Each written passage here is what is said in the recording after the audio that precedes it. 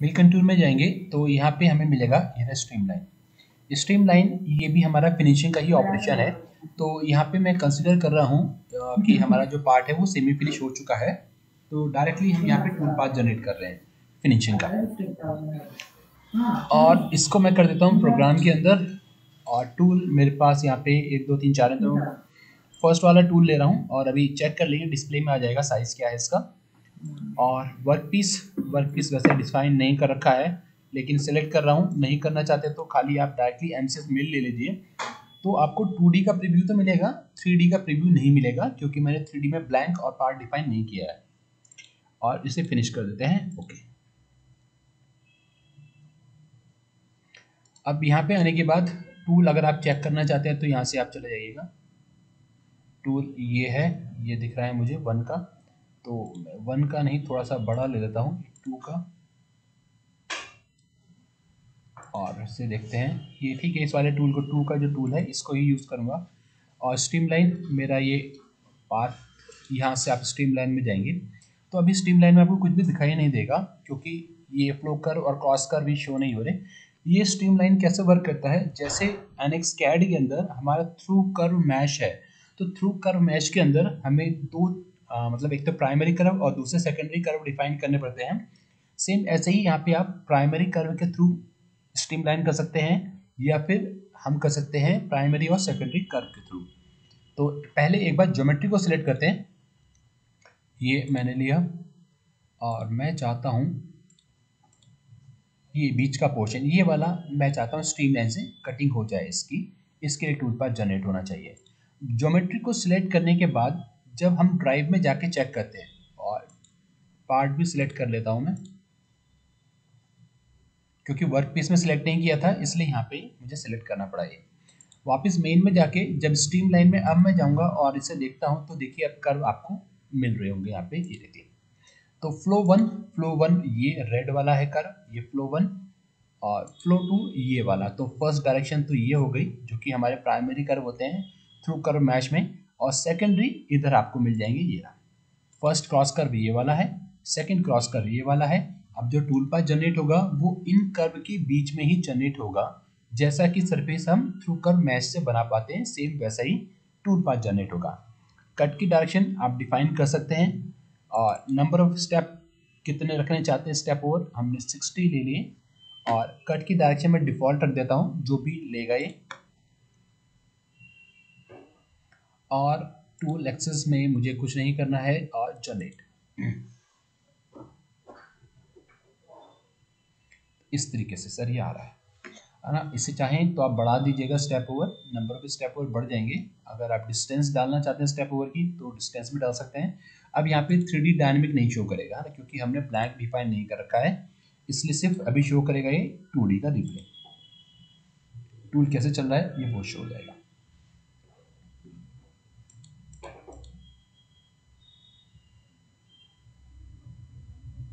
Ball मिल का मेरा tool है।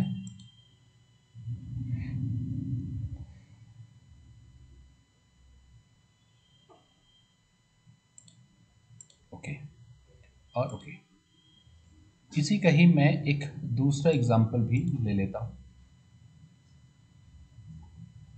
यहाँ पे नहीं है। अभी इस वाले में दो डायरेक्शन नहीं आएंगी, सिंगल एक ही डायरेक्शन आएगी, और इसके अंदर मैं इसे डिलीट कर देता हूँ।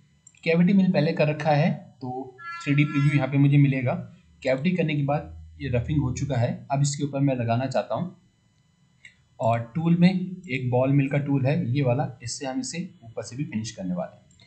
तो यहाँ से जाते हैं और हमने लिया ये स्ट्रीमलाइन और टूल और वर्क पीस और फिनिश। ओके, यहाँ पे सिलेक्शन में आपको ज्योमेट्री डिफाइन करनी पड़ेगी। जब ज्योमेट्री सिलेक्ट करेंगे उसी ज्योमेट्री से हमें इसका कर्व मिलेंगे, और अभी सिर्फ एक ही डायरेक्शन के कर्व मिलेंगे। देखिए फ्लो कर्व सिर्फ है यहाँ पे अवेलेबल, फर्स्ट फ्लो कर्व बाहर वाला है और सेकंड फ्लो कर्व अंदर वाला है। सेकंड में कुछ नहीं है, और ये 10 आ रहे हैं, मैंने इसे 45 कर दिया। ओके, और इसे करते हैं जनरेट। तो सिर्फ इसी पीस को कटिंग करता हुआ आएगा। और जब वेरीफाई करेंगे तो हमें 3D डायनेमिक में भी इसका प्रीव्यू अब मिलेगा, क्योंकि यहाँ पे पार्ट और ब्लैंक मैंने दोनों डिफाइन किया हुआ है। अभी मैं आपको शो भी कर देता हूँ। ये देखिए सर, पहले वाला रफिंग हो रखा था, अब ये फिनिशिंग वाला इस पर चल रहा है।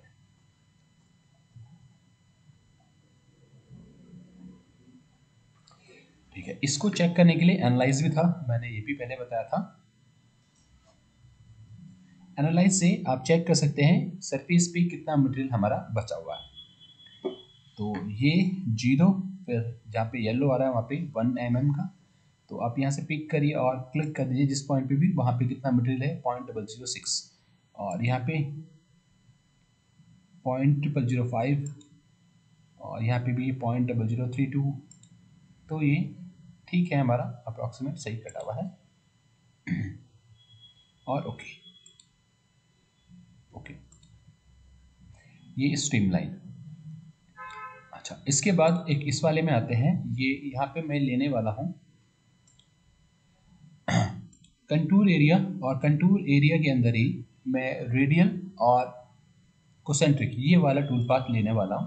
तो एक बार दोनों को डिलीट करते हैं और वर्क पीस में एक बार देख लेते हैं वर्क पीस हमारा क्या है। ये हमारा पार्ट है और ब्लैंक, ये हमारा ब्लैंक है एक डिश टाइप की। इसको रफिंग के थ्रू कट करना पड़ेगा। मैं डायरेक्टली इसको अभी ले रहा हूँ फिनिशिंग का ऑपरेशन। और टूल मेरे पास एक बॉल मिल का है, ये वाला बॉल मिल टूल, इससे ही मैं इसके ऊपर काम करने वाला हूँ। क्रिएट ऑपरेशन में आते हैं और यहाँ से मैं लेता हूँ, इसमें से मैं इन दोनों में से कोई सा भी लूँगा तो मैं डायरेक्टली काम कर सकता हूँ, है ना। ये कंटूर एरिया लिया और सब ठीक है, ओके। और यहाँ पे आने के बाद आप देखेंगे मेन में आने के बाद यहाँ पे हमारे पास मेथड है स्टीप नॉन स्टीप। तो स्टीप नॉन स्टीप है और नॉन स्टीप है और स्टीप है, कौन सा वाला रखना चाहते हैं, ये हमने लास्ट टाइम भी किया था। अब जो चेंज करना है इसके अंदर वो हमें क्या करना है, ये चेंज करना है कि जो हमें कटिंग करनी है वो देखिए यहाँ स्पायरल आ रहा है। आप स्पायरल में कटिंग करना चाहते हैं तो इसके ऊपर जो कटिंग होगी वो स्पायरल में कटिंग करता हुआ जाएगा। उसके लिए मैं क्या करने वाला हूँ, ज्योमेट्री में जाते हैं और यहाँ से सिलेक्शन कर लेते हैं ये सरफेस ऊपर की टेंजेंट पूरी, ओके। यहाँ से ज्योमेट्री सिलेक्ट करने के बाद अब वापस आ जाता हूँ मैं यहीं पे मेन पे, और मेन में पैटर्न की डायरेक्शन इनवर्ड बाहर से अंदर की तरफ आएगा। स्टेप ओवर 10% ले रहा है ये, और जनरेट कर देते हैं इसे।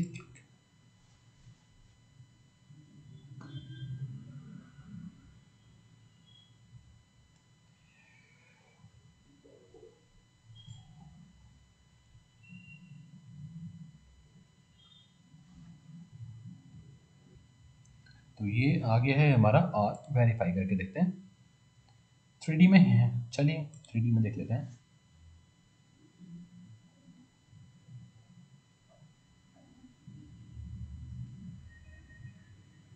ये स्पाइरल में अंदर की तरफ जा रहा है, ये जो पैटर्न बना रहा है वो स्पाइरल वाला बना रहा है। और पहले मुझे रफिंग सेमी फिनिशिंग करना पड़ेगा, तब फिनिशिंग वाले पे मैं आऊँगा, लेकिन यहाँ पे सिर्फ मैं डायरेक्टली फिनिशिंग वाला शो कर रहा हूँ। अच्छा, यहाँ पे अभी सिर्फ यही आ रहे हैं, मैं यहाँ से जाके चेंज कर देता हूँ इसको, और अभी भी नहीं आ रहा, स्टीप लेते हैं तो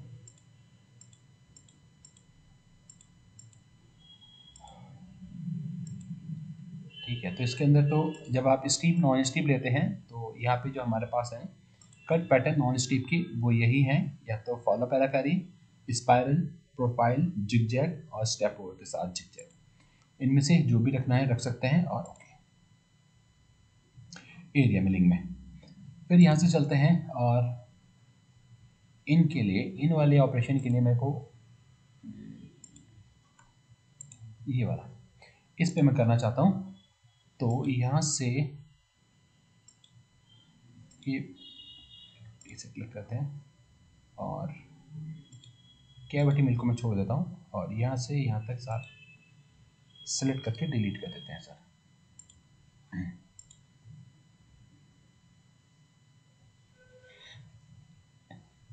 अभी क्या किया मैंने, वर्क पीस एक लिया, या चलिए इसको भी मैं डिलीट कर देता हूँ। मैं आपको एरिया भी बताता हूँ। तो वर्क पीस में जाते हैं, वर्क पीस में पार्ट मेरा ये है और ये मेरा बाउंड्रिंग ब्लॉक, और बाउंड्रिंग ब्लॉक में भी बाउंड्रिंग ब्लॉक रीसेट, और ये ऊपर मैच हो गया है, ओके। अगर आप इसे डिस्प्ले ब्लैंक करेंगे तो ब्लैंक आपको डिस्प्ले होता रहेगा। अभी मैं ओके करता हूँ तो ब्लैंक डिस्प्ले नहीं होगा, लेकिन क्रिएट हो गया। अब मुझे ये वाली ज्योमेट्री के ऊपर कई सारे ऑपरेशन करने हैं, तो मैं क्या करता हूँ, क्रिएट ज्योमेट्री में जाते हैं और यहाँ से एक मिल एरिया क्रिएट कर लेते हैं, और ये मिल एरिया जाना चाहिए वर्क पीस 1 के अंदर, ओके।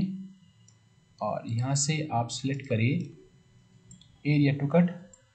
सो एक ये एरिया कटिंग करना है, एक ये एरिया कटिंग करना है, और इसी के ऊपर हमें बार बार काम करना है। तो मैंने एक बार सिलेक्ट करके रख लिया, और वॉल तो कोई ऐसी ज़रूरत है नहीं, है ना, कहीं है ही नहीं वॉल, तो मैं ले नहीं रहा हूँ वॉल को, सीधे ओके करते हैं। अब जो काम होगा वो मेरा मिल एरिया 1 के अंदर होने वाला है।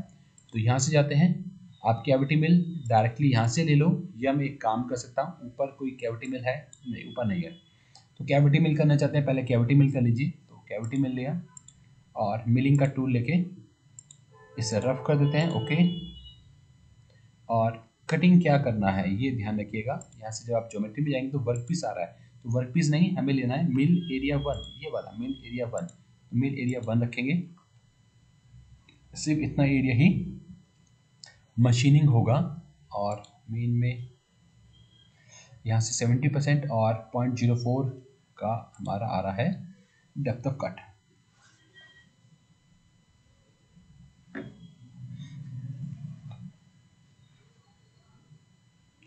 और वेरीफाई,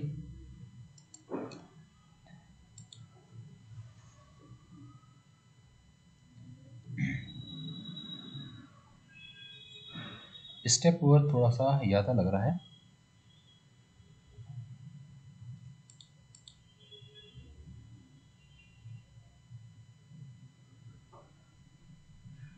ओके। तो कैविटी मिल हो गया, ओके कर देते हैं। अब कैविटी मिल के बाद इसके ऊपर हम करना चाहते हैं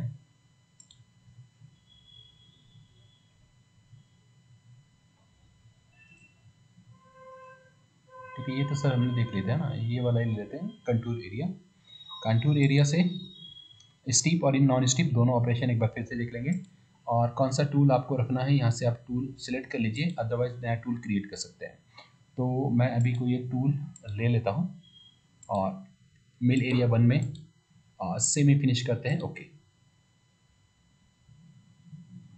और टूल को भी एक बार चेक कर लेते हैं हम, टूल लिए मेरा 1 का आ रहा है, और जो पहले वाला था मुझे लगता है वो छोटा था,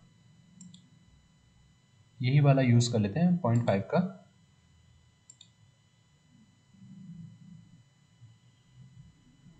और स्टीप नॉन स्टीप की जगह मैंने नॉन स्टीप लिया सर, और स्टीप एंगल 60, तो 90 से 60 डिग्री के एंगल जो भी वॉल से हमारी स्टीप एरिया 60 से 90 के बीच में उन्हीं को ही कटिंग करेगा। और 10% हमारा स्टेप ओवर आ रहा है, और जनरेट करते हैं एक बार। अभी यहाँ पे देखिए जनरेट तो हो गया, लेकिन जहाँ पे भी वर्टिकल वॉल थी, है ना, वहाँ पे रह गया ये, है ना, नॉन स्टीप था, तो नॉन स्टीप में वर्टिकल को छोड़ देगा, है ना। 90 से 60 के बीच वाले जो है उन्हें कटिंग करना पड़ेगा स्टीप में, और उसके अलावा जो बचा वो नॉन स्टीप में है। तो नॉन स्टीप में वर्टिकल वाला बच गया है, ये कटिंग नहीं करी है इसने। अगर मैं इसे स्टीप कर देता हूँ तो एंगल मेरा वही है, लेकिन अब जो भी वर्टिकल वॉल 90 और 60 के बीच में है वो कटिंग करेगा, वहाँ पे टूल पर जनरेट होगा। तो अब देखिए, तो जो बचा रहा था वो सारा का सारा यहाँ पे स्टीप में आ रहा है, इधर भी और उधर भी। और अगर मैं इसे ले लेता हूँ स्टीप नॉन स्टीप, तो स्टीप और नॉन स्टीप दोनों में कटिंग करेगा।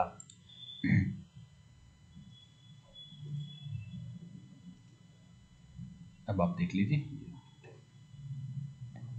ऊपर भी आ रहा है और स्टीप वाला भी आ रहा है, दोनों को ही कंसिडर कर रहा है और दोनों के लिए टूल पाथ जनरेट कर रहा है।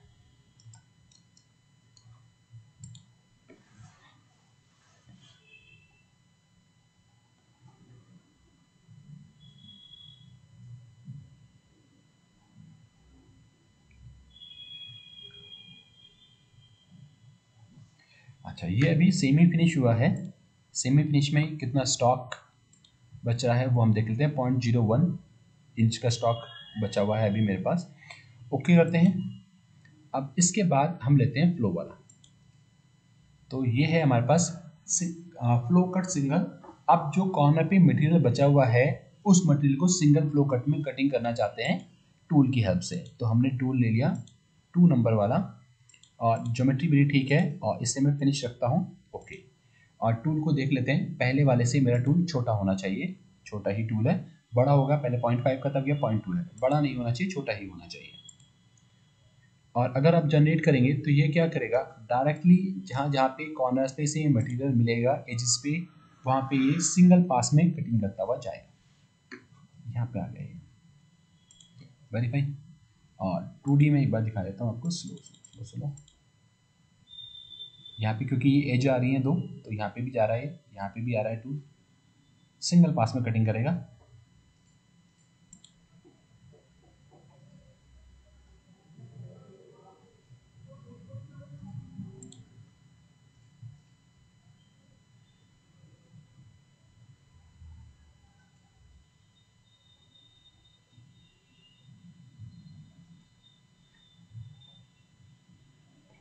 ओके ओके, तो इसके अंदर क्या है, सिंगल पास में कटिंग करेगा, सिंगल वाले में। और फिर से लेते हैं और नेक्स्ट वाले में यहाँ पे है मेरे पास मल्टीपल। तो मल्टीपल वाले में हम मल्टीपल पास में, सिंगल में नहीं मल्टीपल पास में कटिंग कर सकते हैं।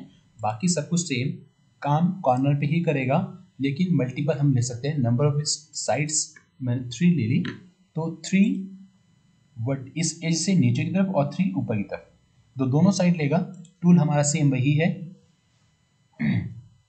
Number of step hole on both side, तो इधर भी 1 2 3 और इधर भी इस तरीके से ले लेगा।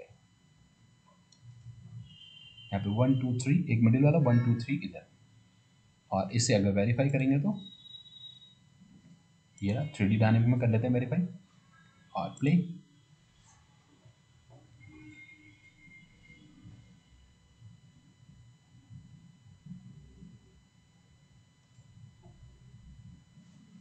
ये आ जाएगा।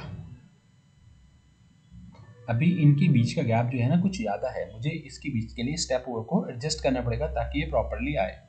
या इसका सबसे बेस्ट ऑप्शन जो है इसका, वो हमारा तीसरा वाला है।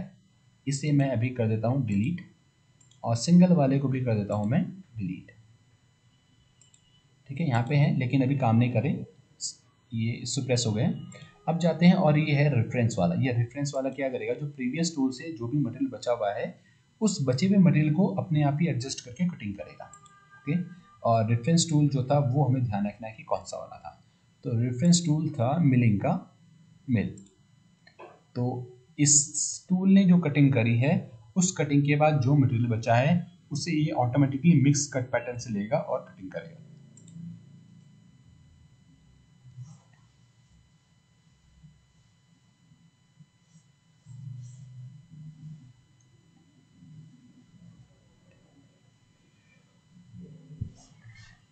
और ये जो कटिंग करेगा ये मटेरियल के ऊपर करेगा, कितना मटेरियल हमारा बचा हुआ है उस हिसाब से नंबर ऑफ स्टेप ओवर भी लेगा और कटिंग भी उस हिसाब से करेगा।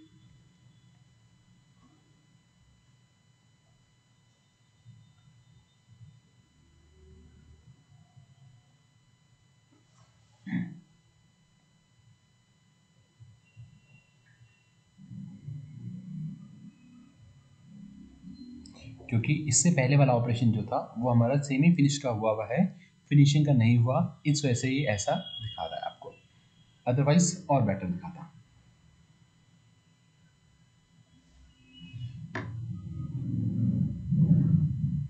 ओके और ओके।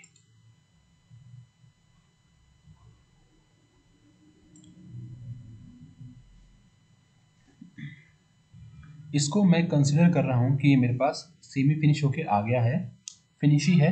बस जो इसकी एजेस हैं उन एजेस को मैं डिबरिंग करना चाहता हूँ। उसके लिए जो मेरे पास टूल है वो मुझे बॉल मिल या स्पेयर मिलिंग का टूल लेना पड़ेगा। तो यहाँ पे अभी मैं क्लिक करता हूँ और टूल, ये रहा एक स्पेयर मिल। स्पेरिकल मिलिंग का टूल मैंने ये ले रखा है, आप डबल क्लिक करें और इधर कॉर्नर पे ले लेते हैं, ये रहा। और इससे मैं यूज़ करने वाला हूँ, और इसमें कुछ भी ऐसा खास नहीं है, सिंपल है बिल्कुल ऑप्शन। यहाँ से जाएंगे मिल कंटूर, और ये है मल्टी एक्सेस रिवरिंग।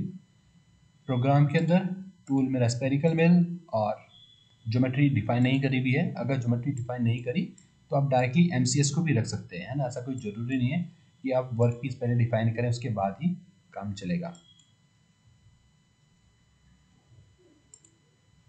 तो खाली एमसीएस ही है, एमसीएस के अंदर ही ले रहे हैं। और फिनिशिंग 3 एक्सेस डिबरिंग आ रहा है।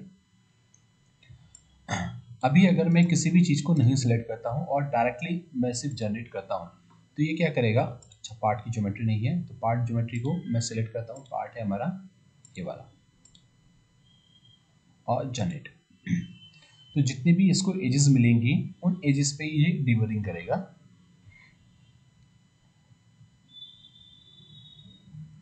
ये इसने अपने आप ले लिया। और एक बार देखते हैं कैसा चल रहा है ये।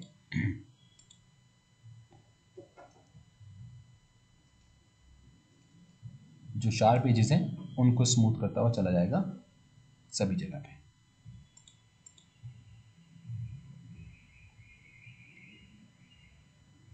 अब इसके अंदर अगर मैं चाहता हूँ कि कोई ऐसी साइड है जो मैं छोड़ना चाहता हूँ, कोई एज, जैसे नीचे वाली एज पे मैं नहीं चाहता कि डिबरिंग हो, तो हमारे पास यहाँ पे ऑप्शन है ऑटोमेटिक एजेस, तो उसने ले लिया।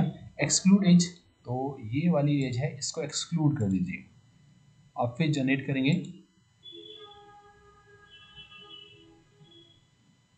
तो नीचे वाले के लिए नहीं बनाएगा। फिर यहाँ पे डिबरिंग की विड्थ 0.5 mm का ये कट ले रहा है, 0.5 mm ये कटिंग करेगा, ये डिबरिंग हो जाएगा। ज्योमेट्री हमने डिफाइन कर ही रखी है।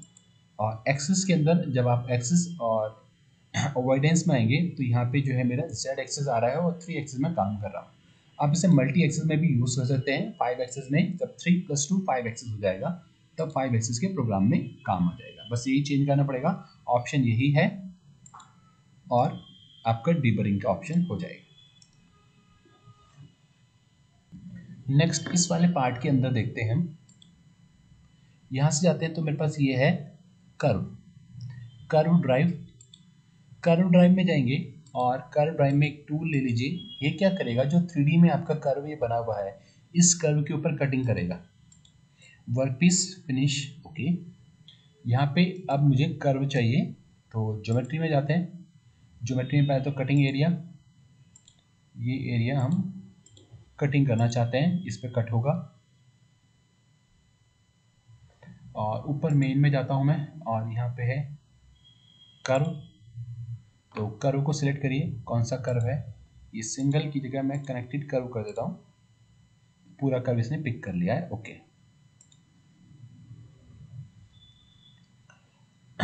ज्योमेट्री स्टॉक 0, टूल एक्सेस में अभी कुछ भी नहीं है, वही सिंपल रखना है आपको, कोई यहाँ पे अभी चेंज नहीं करना। ये 4 एक्सेस 5 एक्सेस में काम आएगा, हम इसे तब चेक करेंगे। और आप जनरेट करिए। अभी ये क्या कर रहा है, ये कटिंग कर रहा है लेकिन इस सरफेस के ऊपर ही।